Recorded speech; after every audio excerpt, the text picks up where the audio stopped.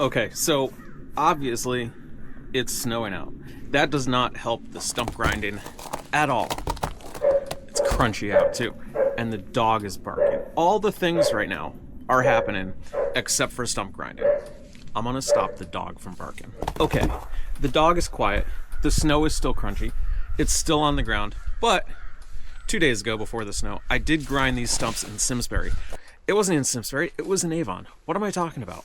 They're flipping the house, not flipping the house, they've owned it, it's been in the family for years, but they're doing a ton of work on it, took down trees, and the guys left stumps so high off the ground. Now, I probably could have that is not proper English. I probably could have brought the chainsaw, chopped them down a little, but my wrist is jammed up. I didn't want to fight with it, so probably took 15 minutes extra to grind each one. That's on me, no big deal. We got it ground.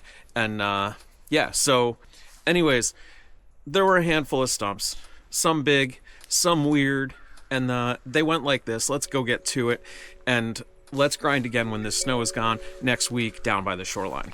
Till then, happy grinding. Let's go.